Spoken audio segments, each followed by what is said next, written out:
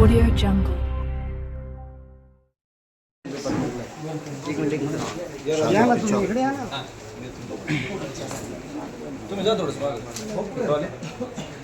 यादव साहब थोड़ा आगे आओ।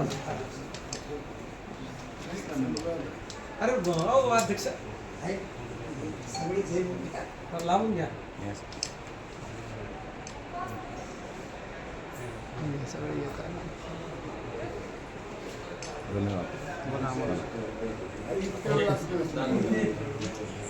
आज आम्ही या जिल्ह्यातील शहरातील नागरिकाच्या वतीने आयुक्त साहेबांना निवेदन दिलं आणि हे निवेदन आहे की जो अजितदादांचा अपघात झाला आणि त्याच्या संदर्भात सर्वच नेते संभ्रमित आहे.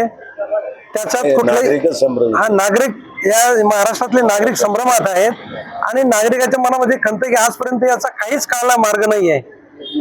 म्हणजे त्याच्यात अनेक आंदोलनं झाली, अनेक निदर्शनं झाली, अनेक निवेदन दिले, सर्वजण प्रयत्न करतात. आदरणीय रोहित दादांनी तर पूर्ण वेळ त्याच कामासाठी हे केलं आहे जनतेसमोर. रोहित पवारांनी तर आलेखच मांडला की याच्यात किती चुका त्यांनी सगळ्या काढल्या, या शासनाच्या समोर दर्शविल्या, परंतु याच्यात कुठलेही ते तक्रार घ्यायला तयार नाही, याच्यावरती गुन्हा नोंद करायला तयार नाही. आणि ती जी एस आर कंपनी जी आहे, VSR कंपनी, त्याच्यावरती गुन्हा दाखल करा म्हणतायत.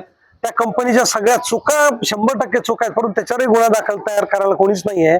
आपण हे सगळं महाराष्ट्र डोळ्यानं पाहतोय आणि म्हणून नागरिकांमध्ये एक मोठी असंतोष या ठिकाणी निर्माण झाला की बा या पद्धतीने जर असं असेल तर जर राज्याचा एक उपमुख्यमंत्री या ठिकाणी जातोय, एवढं वाईट परिस्थितीत सगळं त्याचा कुठं गुन्हा दाखल होत नाही, त्याची चौकशी साधी होत नाही, तर सामान्य नागरिकाचा दखल कोण घेणार आहे?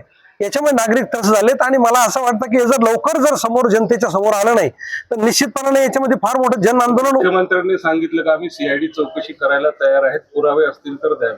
याकडे कसं नाही, पुराव्याचा प्रश्नच नाही, सुरू करावी ना. पुरावे या बाबतीत आपल्या राज्याचे आमदार रोहित पवार यांनी त्यामध्ये लक्ष घातलं आणि पुराव्यानिशी त्यांनी त्या पत्रकार परिषदेमध्ये दर्शवलं. आणि या उपरही जर का पोलीस खातं काही करत नसेल आणि पोलीस खात्याच्या ह्याच्यामधून या राज्याच्या मुख्यमंत्र्याकडे जेव्हा रोहित पवार जातात तरीही त्या संदर्भामध्ये कसल्याही प्रकारच्या FIRच्या संदर्भात हालचाली होत नाहीत, हे निषेधार्ह आहे. हे अत्यंत चुकीचं आहे. सामान्यातल्या सामान्य नागरिकाचा अधिकार आहे तो की आम्ही आमची तक्रार नोंदवल्यानंतर ती स्वीकारली गेली पाहिजे, म्हणून ती सुद्धा स्वीकारली जर जात नसेल तर मग आम्हाला एक नागरिक या नात्याने प्रश्न पडतो.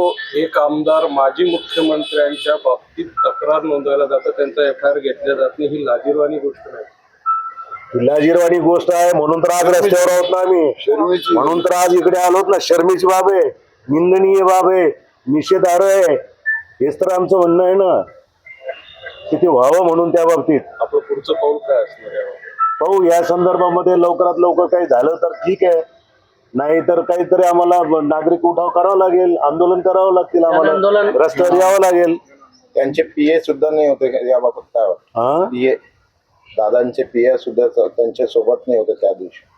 तो एक प्रश्न आहेच ना. अनेक प्रश्न आहे. दादा जेव्हा घरून निघाले की रितसर पत्रकार परिषद झालेली आहे, त्या सगळे डिटेल सगळे खुलासे पुरावे समोर आलेले. त्यामुळे इतकं मला तरी असं वाटतं की एखाद्या राज्यकर्त्यानं नव्हं तर एखाद्या टेक्निशियनने सांगितल्यासारखं रोहित दादांनी त्या दिवशी पत्रकार परिषदेला संबोधित केलं. त्यामुळे मला प्लॅनिंग होतं. तुम्हाला असं वाटतं का मुख्यमंत्री जाणून बुजून हा प्रश्न म्हणजे ढकलत आहे पुढे, असं तुम्हाला वाटतं? ते तुम्ही पण सुज्ञ पत्रकार आहात, आम्ही पण आहोत, सुज्ञ नागरिक आहोत. हे आता दृश्योत्पत्तीस येतं, लक्षात येतं, म्हणून आम्ही त्या संदर्भामध्ये अस्वस्थ आहोत ना. त्यांना असं वाटतं की टोलवाटोली केलं तर मग वेळ निघून जातं, काय त्यांच्या मनामध्ये आहे ते काही उमगायला तयार नाहीये. रितसरपणाने चौकशी व्हावी अशी एक साधी सुधी मागणी आहे. काही त्याच्यामध्ये कसल्याही प्रकारचं राजकारण नाहीये. आज पोलीस ते मान्य व्हावं. काय चर्चा झाली? हा दुर्दैवानं आम्ही इथे आलेले असताना CP साहेब नव्हते, पण त्यांच्या उपायुक्त जे होत्या गार्गे मॅडम यांना त्यांना आम्ही दिलं, त्यांनी सहानुभूतीपूर्वक घेतलंय आणि ते त्यांच्या अखत्यारीमध्ये जेवढं काही करता येऊ शकेल आणि CP साहेबांच्या कानावर टाकून आम्हाला काय करता येऊ शकेल. अर्थात या सगळ्या गोष्टीला मर्यादा आहेत, त्यांच्या मर्यादा आहेत असं ते म्हणत होते. परंतु आम्ही जिथं ज्यांच्या गुहार लावायचे ही भावना आमची तिथपर्यंत पोहोचावी, मुख्यमंत्र्यापर्यंत पोहोचावी म्हणून हा आमचा प्रयत्न आहे.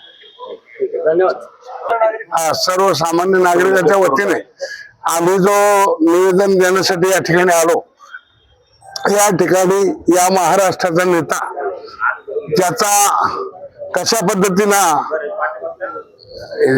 जे हेलिपॅड कसं हायजॅक झालं हेलिकॉप्टर, हे मात्र शासनाचं कसं लक्षात आलं नाही. याच्यामध्ये दोन वेळेस त्याचं काय, तो ड्रायव्हर बदली होतो, तो वेळ घालतो. त्याच्यानंतर सुरुवातीला आल्यानंतर सांगितलं बघ धोका होता, त्याच्यानंतर शेजारून जी मंडळी उठली आणि त्या 2 महिला परत आल्या आणि त्यांना सांगितलं पहिली वेळ आहे की असं हेलिपॅड इतका कडकड कडकड कधीच आवाज आला नाही. आणि ते हेलिपॅड असं वाजायला लागल्यामुळे आम्ही पाहणार होतो, पण आम्ही दूर दूर पळत गेलो कारण त्याचे तुकडे एवढे उडायला लागले जोरात की त्याला परिवार नाही. असं या पद्धतीनं त्या ठिकाणी एवढा आघात झाला तर सांगायचं सुद्धा चांगलं वाटत नाही. ज्यावेळेस कोणी असो सामान्य माणूस कुठल्या रोडवर म्हणा कुठं म्हणा त्याचा ऍक्सिडेंट झाला तर त्याचं गव्हर्नमेंट तपास करतं, त्याचं पोस्टमॉर्टम होतं, त्याची चौकशी होते. आणि या शासनाने एवढी गडबड केली की कोणाला काही कळू दिलं नाही आणि त्याच्यामध्ये लोकांना भोळ कशी पडावी म्हणून यांच्या डोक्यामध्ये वेगळंच शिरलं सगळं. आणि त्या नेत्याचं ज्या पद्धतीनं निधन व्हायला पाहिजे ते केलं गेलं नाही. आमचं ऑब्जेक्शन आहे जनतेचं की या नेत्याचा जे झालेला जो कारभार आहे, या काही जी आघुडी करणारे लोक आहे या मंडळीने याच्यामध्ये हात होता आणि त्याच्यामुळे दादाचं अशा पद्धतीनं निधन झालं. एवढंच आमचं म्हणणं आहे. याच्यामध्ये कमिशनर साहेबांना आमची विनंती आहे, याचा शोध लागला पाहिजे, नसता असाच संघर्ष चालू राहील.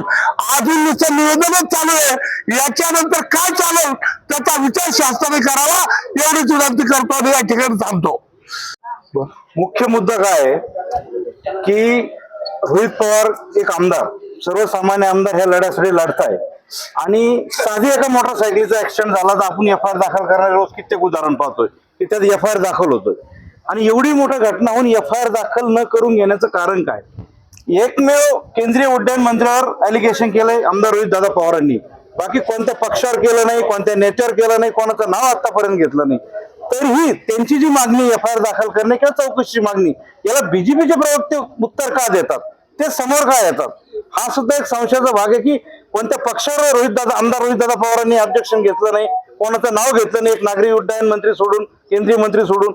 आणि BJPचे प्रवक्ते या सगळ्या ॲलिगेशनला उत्तर देतात म्हणून अजून हा गोंधळ वाढत चालला आणि नागरिकाच्या मनात संशय तयार होतोय, नागरिकाच्या मनात प्रश्न तयार होऊ राहिले हे नेमकं काय, का टाळतात?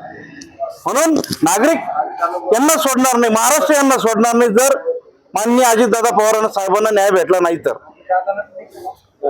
या नात्यानं मला एक प्रश्न पडलेला आहे की जर महाराष्ट्राच्या एवढ्या मोठ्या नेत्याचे जर कोणी FIR घ्यायला तयार नाही आणि आज मोदी साहेब म्हणतात की मी मोदी भक्त म्हणतात की मी ते रामाचे अवतार आहेत, मला एक प्रश्न पडतो की साधं एका धोब्यानं प्रश्न सीतेवरती हे केले होते की आक्षेप घेतला होता की बा त्याच्यावरून त्यांनी सीतेला वनवासात पाठवलं होतं. हे जर मोदी साहेब शाह साहेब जर स्वतःला रामराज्य समजत असेल तर आम्हाला एक प्रश्न पडतो की बा त्यांनी रामराज्यासारखं ते आज वागताय का?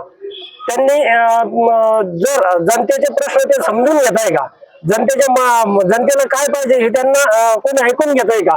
मला मोदी साहेबाला आणि अमित शाह साहेबांना एक प्रश्न आहे की तुम्ही जर म्हणत असेल किंवा मी रामाचा अवतार आहे तर तुम्ही रामासारखे वागा आणि सर्वसामान्य जनतेला त्यांचा न्याय भेटला पाहिजे यासाठी तुम्ही प्रयत्न केले पाहिजे अशी मी त्यांना विनंती करतो.